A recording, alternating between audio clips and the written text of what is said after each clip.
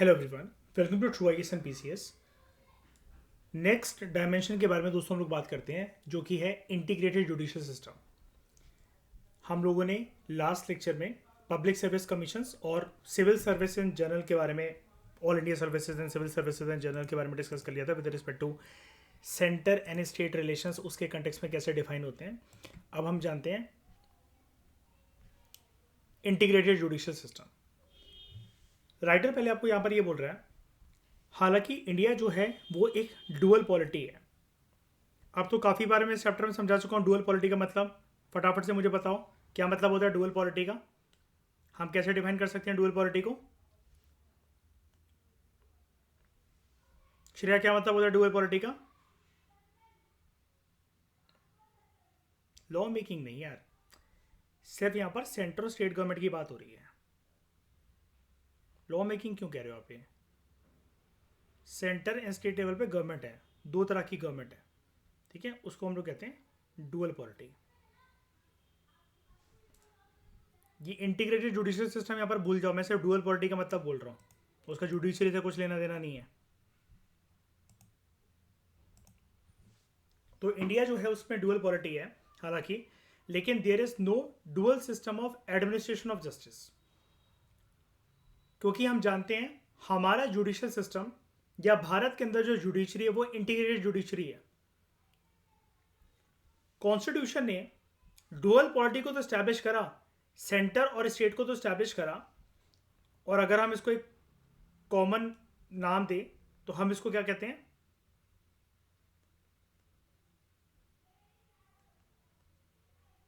Federation.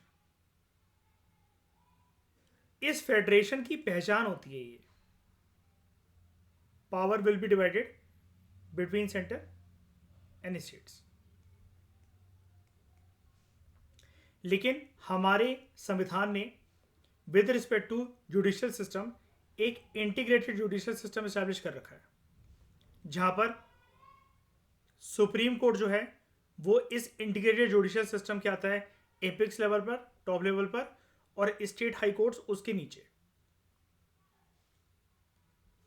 आप judiciary वाले chapters जो मैंने इंटीग्रेटेड मैनर में आपको करवाए थे, सुप्रीम कोर्ट, हाई कोर्ट वाले, उसके कंटेक्स्ट में आप एक चीज बहुत अच्छे से जानते हो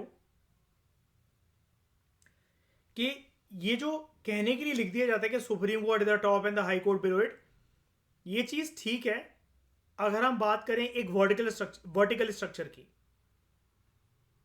कि हाई कोर्ट के किसी भी फैसले को पलटा जा सकता है सुप्रीम कोर्ट की जुडिशियल बेंच के द्वारा।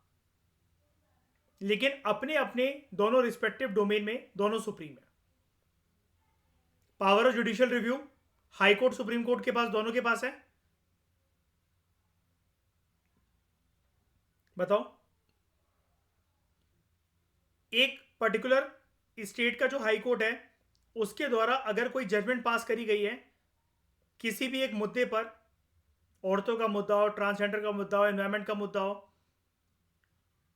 क्या उसकी मान्यता अगर उस जैसी जो प्रॉब्लम से और भी स्टेट्स फेस कर रहे हैं या इंडिया में बहुत सारी जगह पर विटनेस है वो प्रॉब्लम, अगर किसी एक हाई कोर्ट ने की जजमेंट अगर पास कर दी तो उसकी मान्यता क्या एक पर्टिकुलर राज्य में ही सीमित रहेगी? क्या उसकी वैलिडिटी दूसरे राज्यों तक नहीं जा सकती?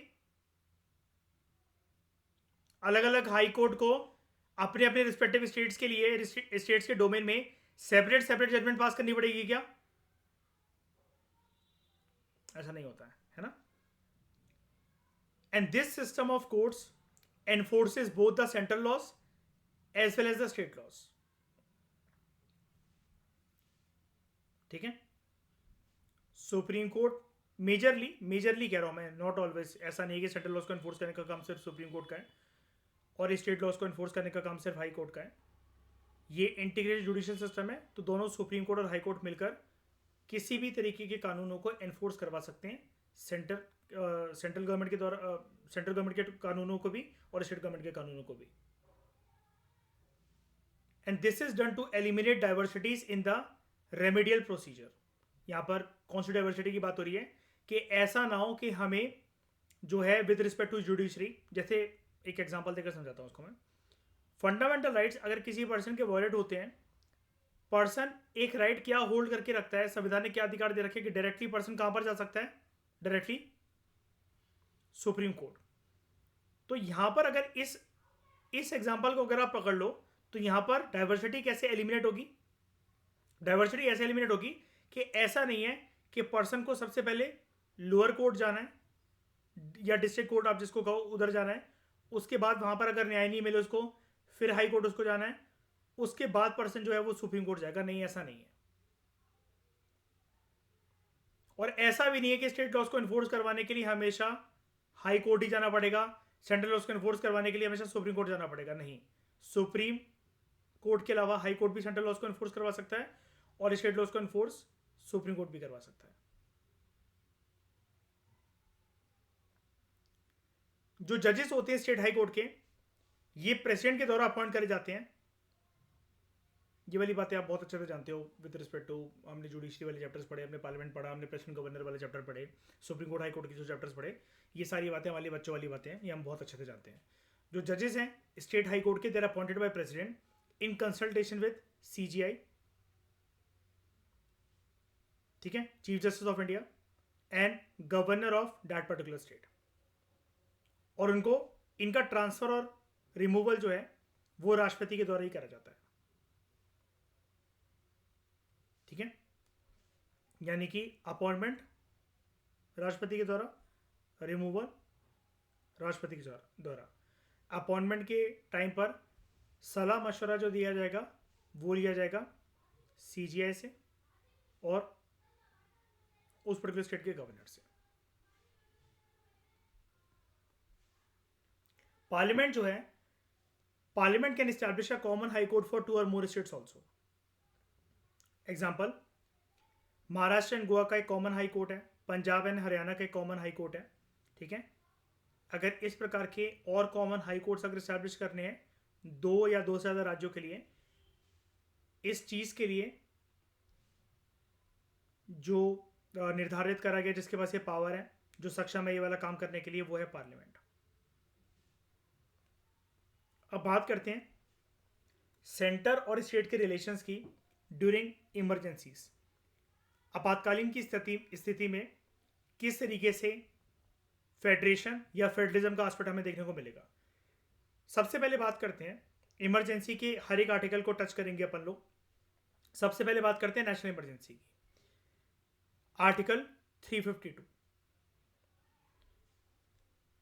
नेशनल इमरजेंसी जल्दी मुझे बताओ, क्या पूरे देश में लगती है या फिर कंट्री के किसी एक पार्ट में भी लग सकती है? पार्ट में भी लग सकती है। कौन कौन से ग्राउंड्स पर लगती है? वॉर, एक्सटर्नल एग्रेशन और आर्म्ड रेबेलियन। आर्म्ड रेबेलियन की जगह पहले कौन सा वर्ड था 44th अमेंडमेंट एक्ट से पहले? Internal disturbance. ये वर्ड रिप्लेस कब हुआ? 1978 में। Through which amendment act? 44th amendment act, ठीक है। तो during the operation of national emergency, centre जो है it becomes entitled to give executive directions to state on any matter. और क्या सेंटर के पास पावर आ जाती है कि निर्वैर स्टेट लिस्ट के बास्केट में से किसी भी एक टॉपिक की चेरी पिकिंग करके नेशनल लेवल का कानून बना देना फिर उसको? या नेशनल लेवल का छोड़ो, I am extremely sorry, national level का नहीं, लेकिन शायनी स्टेट लिस्ट की बास्केट में से छेड़कर कानूनी बनाने की प्रक्रिया अपने हाथों में ले लेना हो जाता है, ठीक है। अच्छा, अगर नेशनल इमरजेंसी के टाइम पर ऐसे अगर कानून बनाए गए हैं और जब वो इमरजेंसी हट जाएगी तो क्या स्टेट लेजिस्लेचर उन कानूनों को बर्खास्त कर सकता है?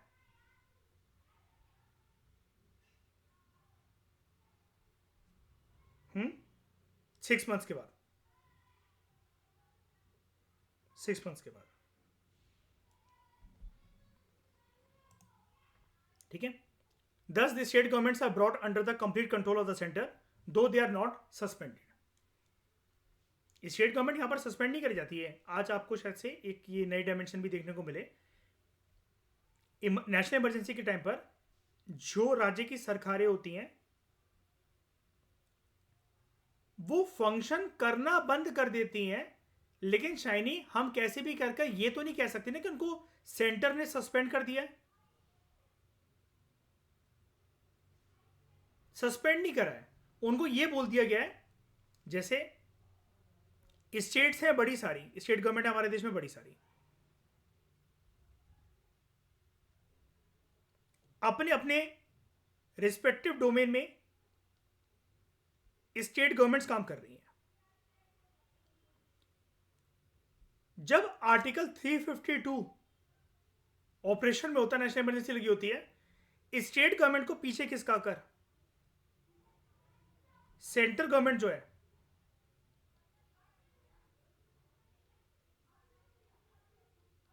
केंद्र की जो सरकार है, वो सारी पावर अपने हाथ में ले लेती है। फिर चाहे आप उसको डिफाइन करो in terms of union list, state list या कंकरेंट लिस्ट, लेकिन कैसे भी करके आप ये नहीं कह सकते कि स्टेट गवर्नमेंट को उस टाइम पर क्या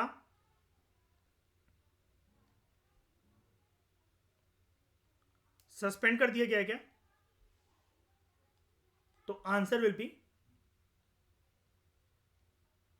नो। ये वाली बात क्लियर है? ठीक है, ये एक अच्छा एनालिसिस है, एक अच्छा पर्सपेक्टिव है जो कि आज आपको, जब से आप लक्ष्मीकांत पढ़ रहे हो, पहली बार जानने को मिला होगा। पढ़ने से ऐसा लग सकता है आपको कि आर्टिकल 352 नेशनल इमरजेंसी जब लगाई जाती है आर्टिकल 352 के अंतर्गत, तो राज्य की सरकारों को क्या बर्खास्त कर दिया जाता है क्या सेंटर के द्वारा? हमारी कॉन्स्टिट्यूशनल लैंग्वेज कहती है, और जो प्रोविजन है, जो रूल है, वो ये कहता है कि नहीं, बर्खास्त नहीं करा जाता है, दे आर नॉट सस्पेंडेड, लेकिन उनका कंप्लीट कंट्रोल जो है, it is brought under centre. Okay, next अब बात करते हैं आर्टिकल 356 की। जब प्रेसिडेंट रूल स्टेट में इंपोज होता है, ये आर्टिकल अधूरा है, इसके साथ एक आर्टिकल और आता है यहां पर, बताओ कौन सा? 365। 356 कब लगता है? जब स्टेट मशीनरी फेल हो जाए, गवर्नर कहते हैं। और 365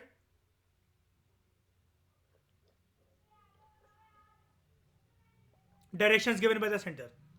शाबाश निर्वैर, मेरे ख्याल से अब आप ही लिख कर पढ़ रहे हो निर्वैर, लग रहा है देखने से ऐसा, सुनने से ऐसा। हर चैप्टर को ऐसे ही बारीकी से करा करो निर्वैर के, जैसे जब भी कोई आपसे बात पूछे, अभी तो चैप्टर रनिंग में है तो चीज़ें फ्रेश हैं, लेकिन 6 महीने बाद भी अगर कोई पूछे तो आप नींद से उठकर भी वो चीज़ें एज इट इज़ बता सको। बहुत बहुत चांसेस बढ़ जाएंगे सिलेक्शन के पहली अटेम्प्ट के अंदर, trust me on this. When the president rule is impose in a state, president जो है, ही और she can assume to himself the functions of the state government. राष्ट्रपति अपने पास जो है जो राज्य की सरकारों के जो फंक्शंस हैं उनको अपने हाथों में ले लेते हैं। And powers vested in the governor और any other executive authority in the state. अभी तक राइटर आपसे ये कह रहे हैं, राज्य की सरकारें जो हैं, अगर वहाँ पर अभी तक कोई भी जो फंक्शन है वो स्टेट गवर्नमेंट का जो था, या फिर राज्यपाल का था, या किसी भी और एग्जीक्यूटिव अथॉरिटी का था, जब राष्ट्रपति शासन आर्टिकल 356 365 के अंतर्गत अगर लग जाता है, तो राज्य की सरकारों के पावर एंड फंक्शंस, राज्यपाल के पावर्स एंड फंक्शंस, या कोई भी अथॉरिटी, एग्जीक्यूटिव अथॉरिटी जो स्टेट में हो, उन सब के पावर्स एंड फंक्शंस राष्ट्रपति अपने हाथों में उन सारे फंक्शंस की कमान ले सकते हैं। प्रेसिडेंट कैन अज्यूम, कैन है, ऐसा होगा ही। देखो, अब मैं यहां पर ये नहीं बोल सकता कि ऐसा मतलब नहीं होगा, क्योंकि ऐसा हो जाता है कि प्रेसिडेंट यहाँ पर जब कैन लिखा हो ना, अगर मस्ट भी लिखा हो तब भी कोई गलती नहीं है यहाँ पर।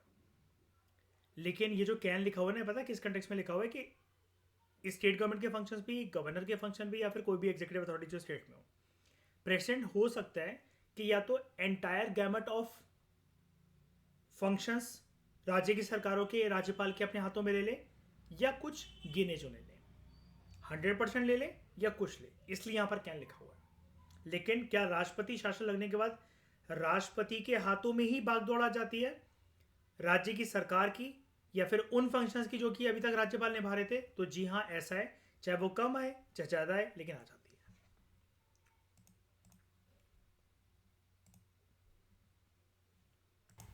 उसके बाद during the operation of financial emergency,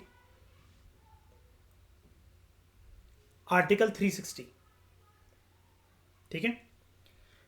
फाइका मुझे बताओ हमारे देश में कितनी बार लग चुकी है फाइनेंशियल इमरजेंसी अंडर आर्टिकल 360?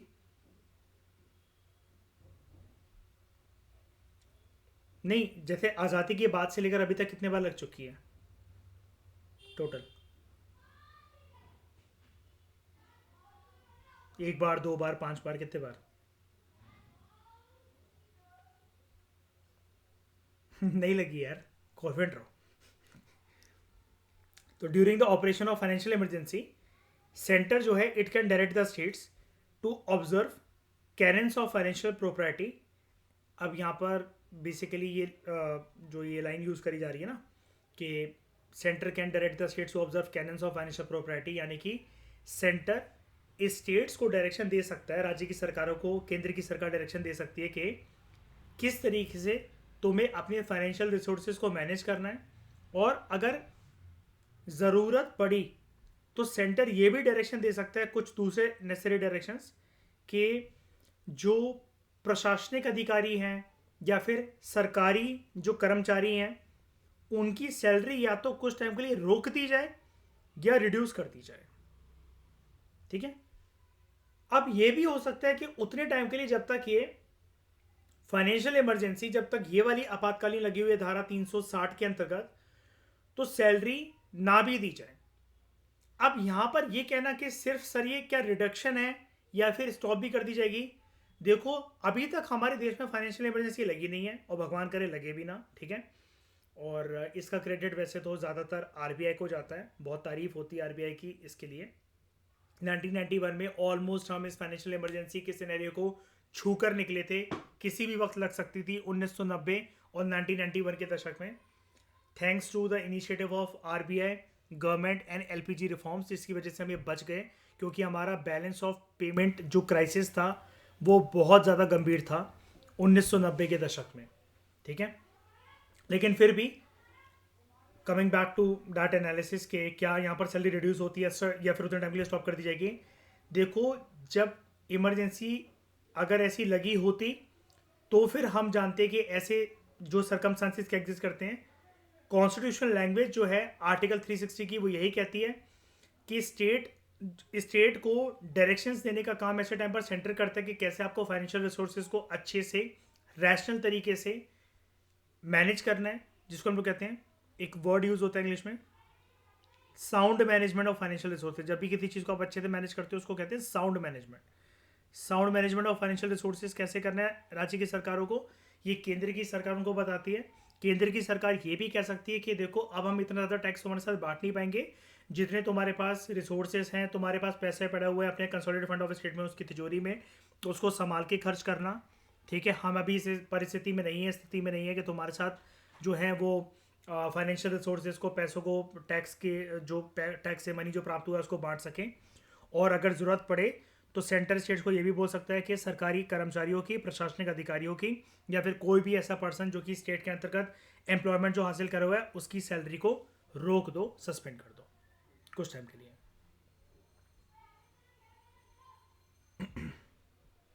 ये वाली चीज़ क्लियर हुई?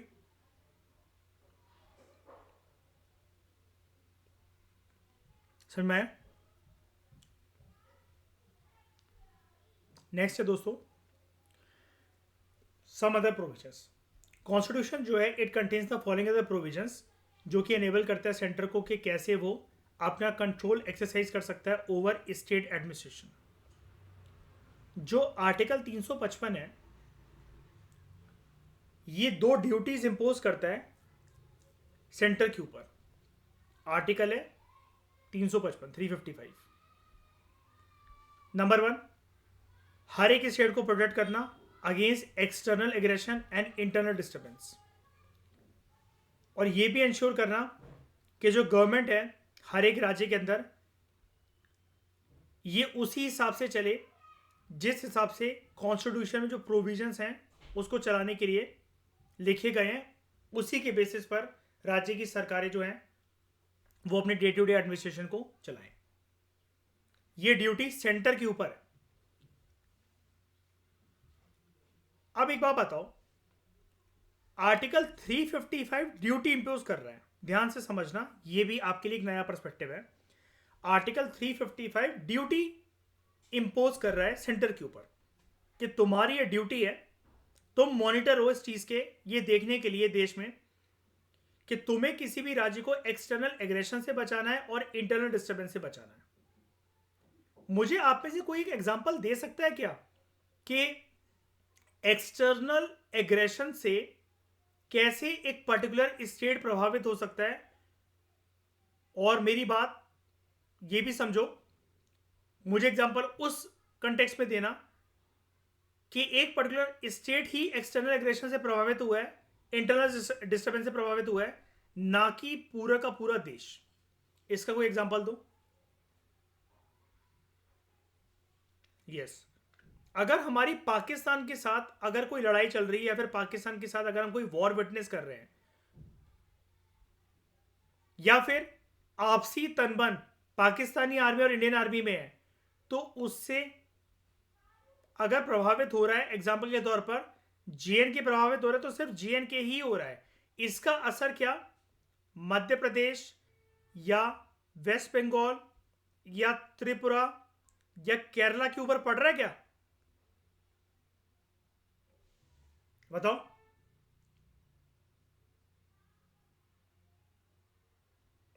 बिल्कुल भी नहीं।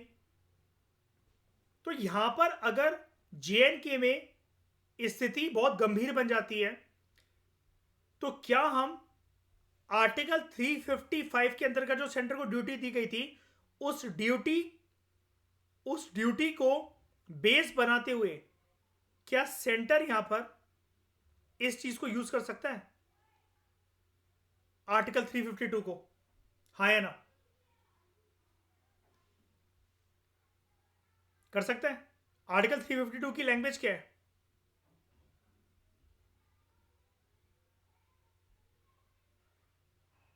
National emergency.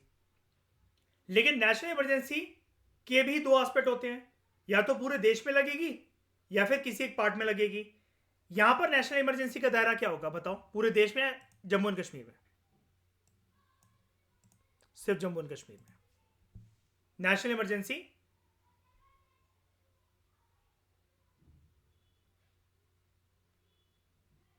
एक लैंग्वेज ये कहती है ना इसके आर्टिकल 352 की,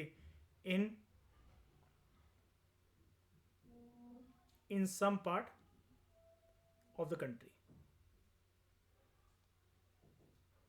दूसरी ड्यूटी के ऊपर आ जाओ, मतलब हाँ दूसरी ड्यूटी के ऊपर आ जाओ, आर्टिकल 355 के कंटेक्स्ट में सेंटर को ये ड्यूटी दी गई है आर्टिकल 355 के अंतर्गत to ensure that government of every state is carried on in accordance with the provisions of the constitution. अगर कॉन्स्टिट्यूशन के प्रोविजंस के अकॉर्डिंग वो राज्य की सरकार अगर नहीं चले, तो अब यहां पर कौन सा आर्टिकल लग जाएगा? सेंटर को ड्यूटी दी गई है, सेंटर ने देखा कि स्टेट गवर्नमेंट जो है वो कॉन्स्टिट्यूशन में लिखे गए प्रोविजंस के अकॉर्डिंग नहीं चल रही है, तो सेंटर क्या करेगा? 356 को इंपोज कर देगा उस स्टेट गवर्नमेंट के ऊपर, जिसमें गवर्नर जो है वो क्या बोलेंगे सेंटर को, प्रेसिडेंट को, कि यहां पर राष्ट्रपति शासन लगा दिया जाए क्योंकि स्टेट मशीनरी फेल कर गई है। क्लियर है? आज आपको इस चैप्टर में ये भी बहुत अच्छे से जानने को मिला, तभी मैं कहता चैप्टर में आपको बहुत अच्छे से डायमेंशन जानने को मिलेंगी। जो भी स्टार्टिंग में बोला था मैंने, स्टार्टिंग की पहली क्लास में, दूसरी क्लास में बहुत बार एक लाइन को मैंने रिपीट करा था कि जो भी आप लक्ष्मीकांत की बुक में अभी तक जितनी इंफॉर्मेशन को तितर बितर करते हुए सुनते हुए आए हो ना, एक कंसोलिडेटेड फॉर्मेट में आपको इस चैप्टर में जानने को मिल जाएगा, वो विद राइट कंटेक्स्ट। तो अभी तक आप नेशनल इमरजेंसी, स्टेट इमरजेंसी के बारे में इतना कुछ जानते थे, ठीक है? आज आपको ये नया पर्सपेक्टिव देखने को मिला कि केंद्र सरकार को अगर राज्य की सरकारों को अगर ये समझाना है कि हम तुम्हारे किसी एक पार्ट में, मतलब एक पर्टिकुलर स्टेट में आर्टिकल 352 का हवाला देते हुए नेशनल इमरजेंसी किसी एक पार्ट में क्यों लगा रहे हैं, या फिर हमने तुम्हारी जो सरकार है उसको साइलेंट करते हुए राष्ट्रपति शासन वहां पर क्यों लगा दिया है, ये वाली ड्यूटी क्योंकि सेंटर को मिली हुई है थ्रू आर्टिकल 355।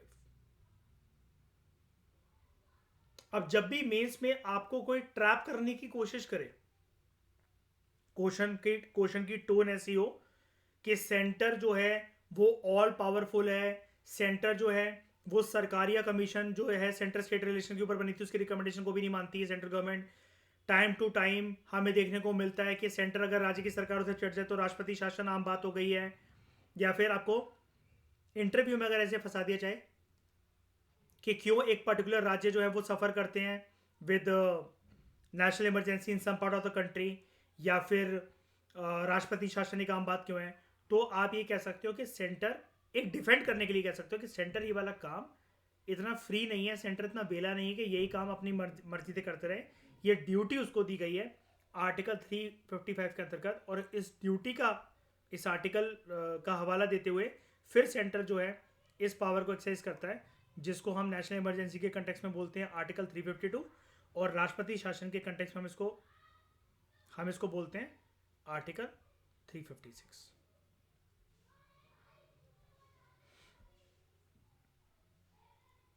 नेक्स्ट, जो गवर्नर हैं किसी भी स्टेट के वो अपॉइंट करे जाते हैं प्रेसिडेंट के द्वारा, लेकिन बैक ऑफ द स्टोरी आप एक बात जानते हो कि प्रेसिडेंट के पास क्या ये डिस्क्रिशनरी पावर है क्या, किसी भी पर्सन को उठाकर किसी भी राज्य का राज्यपाल बना देंगे,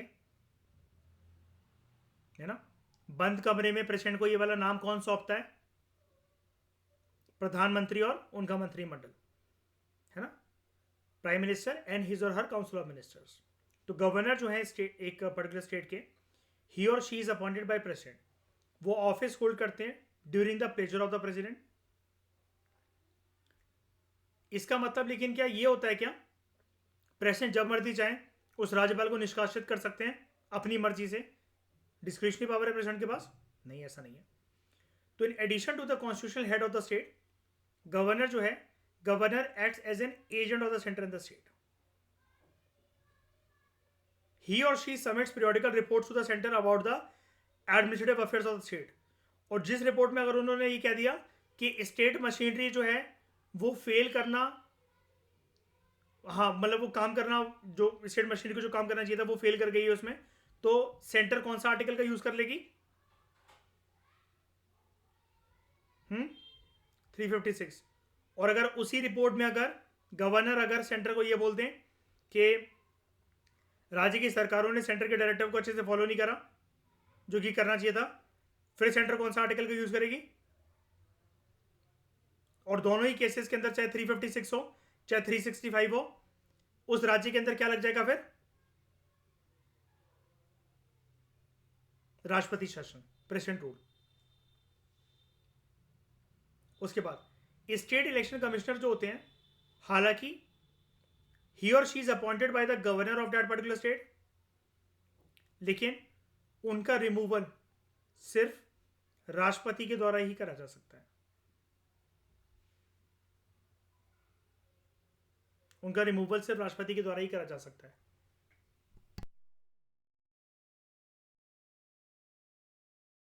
मुझे एक बात बताओ आप, हमारे देश में फायका पार्लियामेंट्री लेवल के इलेक्शंस कौन कंडक्ट करवाता है?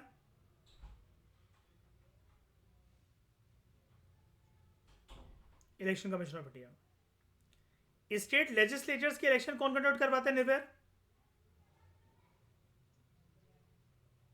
Election commission of India. And when it comes to, एक सेकेंड गलत लिख दिया मैंने उसको, when it comes to urban local bodies and rural local bodies, यानी कि लोकल बॉडीज, इनके इलेक्शन कौन कंडक्ट करवाता है? State election commission. यानी कि इन दोनों के चुनावी प्रक्रिया की जिम्मेदारी जो है वो किसकी होती है?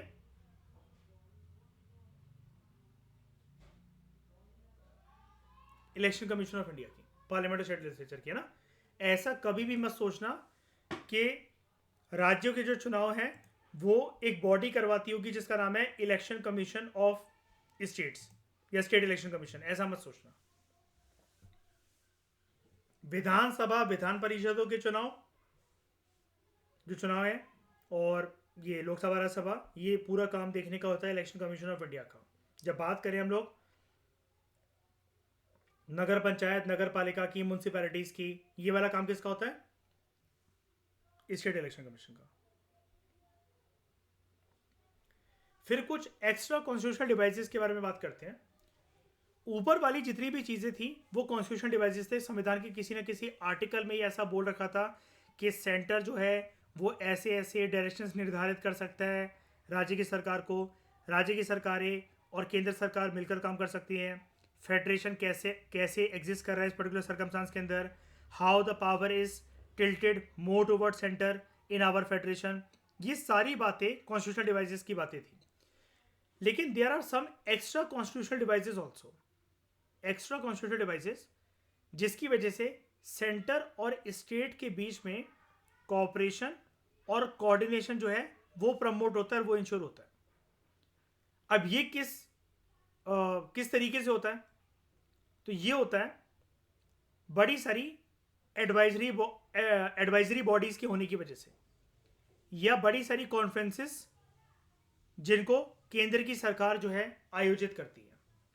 तो नॉन कॉन्स्टिट्यूशनल एडवाइजरी बॉडीज कौन कौन सी हैं? अब देखो, जब बात ये आई गई है नॉन कॉन्स्टिट्यूशनल, एक तो वो संवैधानिक नहीं है, नंबर 1 आस्पेक्ट ये कि नॉन कॉन्स्टिट्यूशनल है। दो कीवर्ड्स हैं इसके अंदर, एक तो लिखा गया है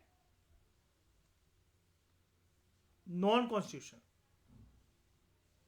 लेकिन उसके साथ ही एक और बात लिखी गई है एडवाइजरी बॉडीज।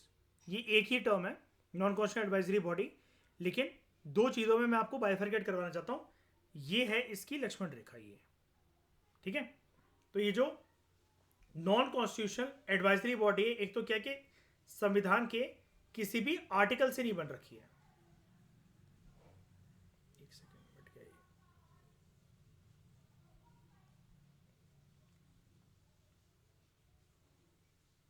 संविधान के किसी भी आर्टिकल से नहीं बन रखी है ये, ठीक है। और एडवाइजरी बॉडी मतलब क्या? इसकी जो रिकमेंडेशंस होंगी, क्या वो केंद्र की सरकार या फिर राज्य की सरकार के ऊपर वो बाध्य होंगी क्या? नहीं।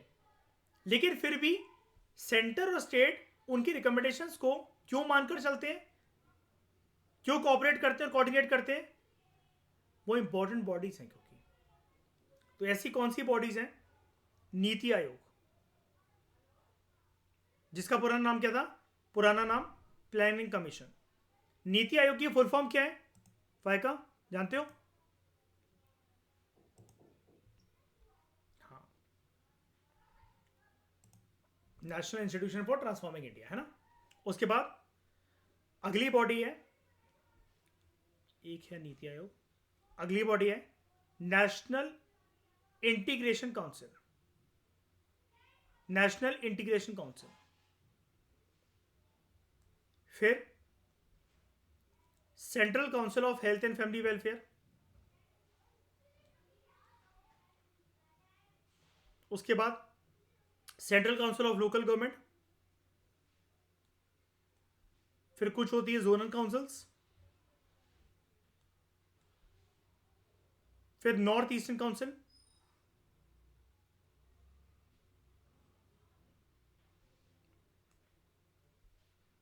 Central council of Indian medicine. Central council of homeopathy. Transport development council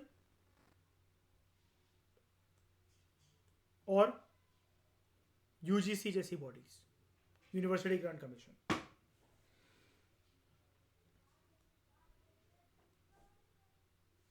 और कुछ जो, एक तो हो गया कि पहले बात कर रहा था ये यहां पर एडवाइजरी बॉडीज की, और दूसरा सिनेरियो था जो मैंने दूसरा गोला मार्क कर रखा है वो है कॉन्फ्रेंसेस का। तो कुछ important conferences which are held annually, या कभी भी जब सेंटर को लगता है, स्टेट्स को लगता है कि वो कॉन्फ्रेंसेस आयोजित हो जानी चाहिए, क्योंकि हम लोग यहाँ पर याद रखना सिर्फ सेंटर के परस्पेक्टिव से इस टॉपिक को नहीं, बट एक्स्ट्रा कॉन्स्टिट्यूशनल डिवाइसेस को कोऑपरेशन कोऑर्डिनेशन दोनों के बीच में होना जरूरी है, सेंटर भी और स्टेट्स भी, ठीक है। तो कुछ जो इंपॉर्टेंट कॉन्फ्रेंसेज हैं विच आर हेल्ड एनुअली और अदरवाइज टू फैसिलिटेट, ये वर्ड है, centre state relations, to facilitate centre state consultation on a wide range of matters. ये कौन कौन सी कॉन्फ्रेंस होती हैं? एक तो गवर्नर्स की conferences which are presided over by president, ये एक प्रीलिम्स ओरिएंटेड फैक्चुअल क्वेश्चन बन सकता है। हमारे देश में जो हर एक साल या जब भी सही लगता है केंद्र की सरकार को, राज्य की सरकारों को, तो जो गवर्नर की कॉन्फ्रेंसेस होती हैं उसको प्रिसाइड कौन करता है? तो वो होता है प्रेसिडेंट। चीफ मिनिस्टर की conference presided over by prime minister. Chief secretaries की conference presided over by cabinet secretary. Conference of inspector general of police, IGP, या आईजीपी तो नहीं बोलते हैं इसको, आईजी बोलते हैं, ठीक है। Chief justice conference preside over by chief justice of India. Conferences of vice chancellors. Vice chancellors किसके होते हैं? ये टर्म का लेना देना किससे है? गुड, यूनिवर्सिटीज, हाँ यूनिवर्सिटीज में होते हैं। और चांसलर कौन होता है? गुड। क्या खाने लगे आजकल तुम निर्भय? बुद्धि कैसे आने लगी तुम्हें? Home ministers conference presided over by central home minister and law ministers conference presided over by central law minister. ये जो 8 पॉइंट्स हैं, आप इसको कैसे प्रिपेयर करो कि ये कॉन्फ्रेंस के नाम लिखो, 2 3 4 5 6 7 8, ठीक है। जब ये कॉन्फ्रेंस होती है तो उसको कौन प्रिसाइड करता है? यहां पर लिख दो, प्रिसाइडेड बाय, यहां पर कॉन्फ्रेंसेस के नाम, ठीक है। 8 लोग होंगे, 1 2 3 4 5 6 7 8। ये लिस्ट आपके पास होगी। यूपीएससी को अगर ये क्वेश्चन देना होगा जो प्रीलिम्स ओरिएंटेड मैंने आपको बोला, तो वो कैसे देगा?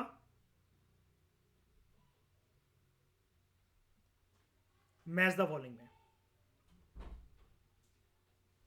किसी के सामने एक ऑप्शन गलत दे देगा और कहेगा which among the following are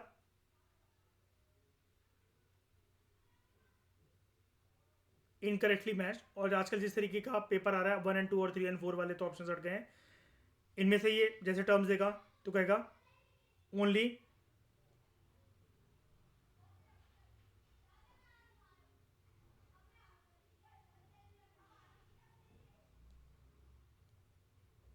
three are correctly marked, 4 are correctly marked, all are correctly marked, none is correctly marked. इस तरीके का क्वेश्चन आ सकता है। ये सिंपल सा क्वेश्चन, लेकिन मतलब रिकॉलिंग कैपेबिलिटीज के लिए बहुत चाहिए।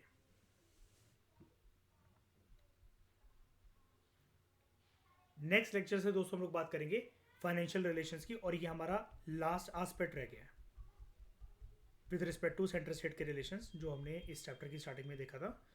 हम लोगों ने अभी तक कॉम्प्रिहेंसिव तरीके से लेजिस्लेटिव रिलेशंस को डिस्कस कर लिया, एडमिनिस्ट्रेटिव रिलेशंस को डिस्कस कर लिया। अब हमें डिस्कस करना है फाइनेंशियल रिलेशंस को। Thank you very much for discussion.